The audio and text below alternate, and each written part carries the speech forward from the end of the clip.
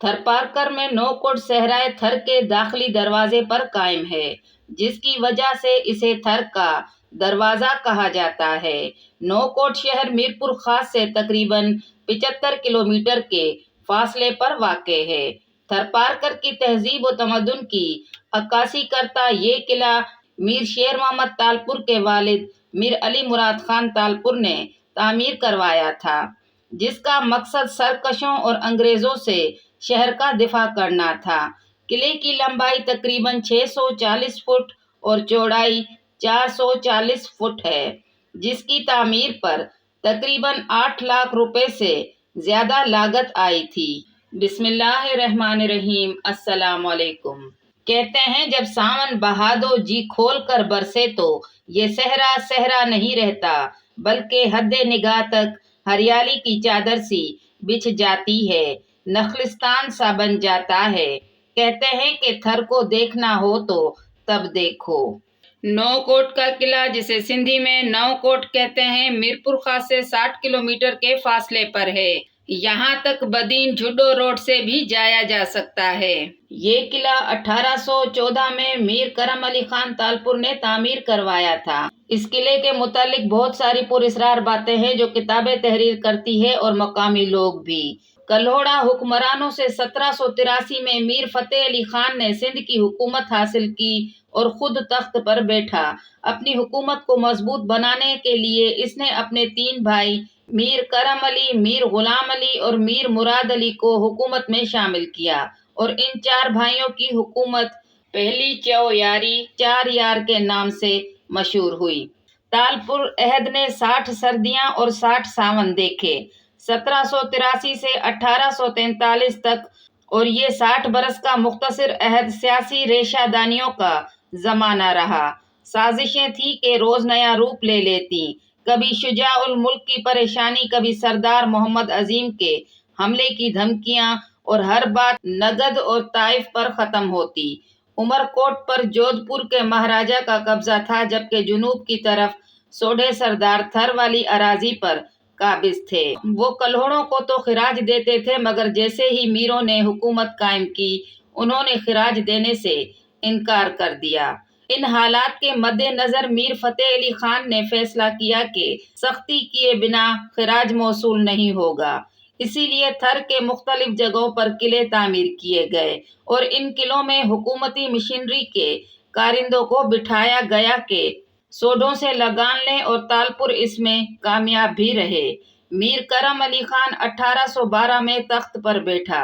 1813 में जोधपुर के राजा से उमरकोट वापस लिया और थर में कुछ किले भी तामीर करवाए। एजाजुल हक कुदसी तारीख सिंध में तहरीर करते हैं कि मीर करम अली खान सुखन सेंज साहिब अफजल और शायर और उलमा का कदरदान था। इनकी कदर अफजाइयों की बदौलत ईरान और खरासान के बहुत से उलमा ने हैदराबाद में सकूनत इख्तियार कर ली थी। ठट्टा के इल्मी जवाल के बाद हैदराबाद उलूम फ़नून का मरकज बना। नौकोट के इस किले के मुतालिक कहा जाता है कि मीर करम अली खान को थर से खास लगाव था और यहाँ आकर अक्सर रहता था। इसने अपने रहने के लिए एक खास किला नौकोट 1814 में बनवाया। ये किला थर के दूसरे किलों जैसे फतेहगढ़, सिंगरियो, चिल्हार और इस्लाम कोट से बड़ा है। इस किले के बनाने पर 8 लाख रुपए से ज्यादा की लागत आई होगी। यहाँ मीरों के सिपाही रहते थे और साथ में बारूद, बंदूकें और तोपें भी थी। इश्तियाक अंसारी अपनी किताब सिंध जा कोट ऐं किला में तहरीर करते हैं कि ये एक रेगिस्तानी और चौकोर किला है। इस किले के सामने वाले हिस्से की लंबाई 367 फुट और चौड़ाई 310 फुट है। पक्की ईंटों को जोड़ने के लिए मिट्टी का गारा और चूना इस्तेमाल किया गया है। इस किले को 2 हिस्सों में तकसीम किया गया है। पहला हिस्सा फौजी और इंतजामी हवाले से बहुत ही अहम है। ये एक दमदमा की हैसियत रखता है। शाही दरवाजे से दाखिल होने के बाद आप दमदमा में पहुंच जाते हैं। यहाँ पर किले के मशरकी और शुमाली दीवारों के नीचे कमानीदार छत वाली बैरक नुमा कोठरियां हैं। इनमें ना कोई खिड़की है, ना हवा, ना रोशनी का इंतजाम। इन अंधेरे में डूबी हुई बैरिक्स के मुतालिक मकामी रिवायत बहुत हैं।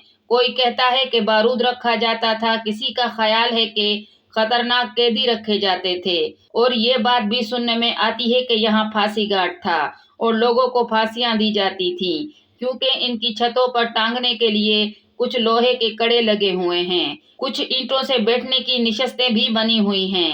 کسی زمانے میں ان کوٹھیوں کے لیے دروازے بھی تھے، لیکن اب فقط ان کے نشانات رہ گئے ہیں۔ اگر دشمن یہاں تک یعنی دمدمہ تک پہنچ بھی جائے تب بھی قلعے کو فتح نہیں کر سکتا، کیونکہ رہائشی حصے میں جانے کے لیے مغرب کی طرف 12 فٹ کا ایک اور مضبوط دروازہ ہے۔ اب اس وقت اس دروازے کا نام و نشان نہیں ہے، البتہ اس جگہ کی نشانیاں بتاتی ہیں کہ یہاں ایک بڑا مضبوط خوبصورت چوبی دروازہ نصب رہا ہوگا۔ دروازے کی دونوں طرف چوکیداروں کی بیٹھنے کی جگہ ہیں، جو چوکیداری کرنے کے ساتھ ساتھ دروازہ کھولتے اور بند کرتے ہوں گے۔ آپ اس دروازے سے جیسے ہی رہائشی حصے میں داخل ہوتے ہیں، ایک وسیع، شاندار اور خوبصورت منظر آپ کا منتظر ہوتا ہے۔ پیلو اور جر بیڑی کے بڑے بڑے درخت آپ کو آداب کہتے ہیں۔ قلعے کے وسیع اراضی میں پھیلی مضبوط دیواریں، کھلا نیلا آسمان، اگر دل کی آنکھوں سے دیکھے تو یہ سب بہت خوبصورت ہے۔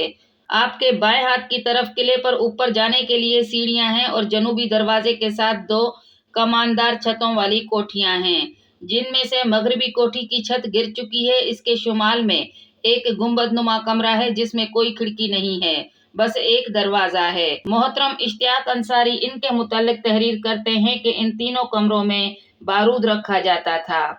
پھر اس گنبدی کمرے سے آپ اگر شمال کی طرف دیکھیں تو آپ کو کسی چھوٹے سے محل کی خستہ سے آثار نظر آئیں گے۔ نزدیک جا کر معلوم پڑتا ہے کہ ان رہائشی کمروں کو کچھ اونچائی پر بنایا گیا ہے۔ ایک زمانے میں یہ بڑی خوبصورت رہائش رہی ہوگی، کیونکہ میر کرم علی خان اکثر یہاں آیا کرتا تھا، اور تالپوروں کے دور حکومت کے آخر میں میر شیر محمد خان، جسے شیر سندھ کے لقب سے یاد کیا جاتا ہے، اکثر یہاں آ کر رہتا تھا۔ ہر کمرہ تقریباً 20 بائی 16 فٹ کا ہے اور فرش سے چھت تک دیوار 15 فٹ اونچی ہے۔ اشتیاق صاحب تحریر کرتے ہیں کہ ہر کمرے میں دیواروں میں سامان رکھنے کے لیے 2 کبڈ بنے ہوئے ہیں۔ ان کو خوبصورت بنانے کے لیے ان پر نقش نگار بنائے گئے ہیں۔ رہائشی حصے کے سارے کمرے دروازے کے ذریعے ایک دوسرے سے ملے ہوئے ہیں، بلکہ ہر کمرے کا ایک دروازہ باہر کی طرف بھی ہے۔ یہ سارا بندوبست اور احتیاط دفاع کے خیال سے کیا گیا تھا کہ اگر حالات اتنے کشیدہ ہو جائیں تو نکلنے کا کوئی نہ کوئی راستہ ضرور ہو، مگر یہ ایک ایسا مضبوط اور فن تعمیر کا شاہکار قلعہ سے زیر کرنا بہت ہی مشکل تھا۔ اسے مضبوط بنانے میں شاید کوئی کسر نہیں چھوڑی گئی۔ 9 کوٹ کے اس خوبصورت قلعے کو 9 برجوں نے سنبھال کر رکھا ہے۔ اشتیاق انصاری لکھتے ہیں کہ دستور مطابق یہ برج قلعے کے چاروں کونوں کو سنبھال کر کھڑے ہیں، 2 مرکزی دروازے اور دمدمہ کی نگرانی کرتے ہیں، اور 3 برج شمال، جنوب اور مغربی دیوار کے بیچ میں ان کی مضبوطی میں مدد کر رہے ہیں۔ ان 9 برجوں میں سے سب سے مضبوط برج کچھ اس طرح چھپا ہوا ہے کہ اسے ڈھونڈنا بھی مشکل ہے۔ اس قلعے کے برج اتنے مضبوط ہیں جس کا ہم شاید جلدی سے اندازہ بھی نہ کر سکیں۔ یہ پہاڑ جیسے مضبوط ہیں، ان پر چھوٹے چھوٹے حملے ان کا کچھ نہیں بگاڑ سکتے۔ تالپوروں کی حکومت ختم ہوئی تو فرنگی ان علاقوں کے مالک بنے۔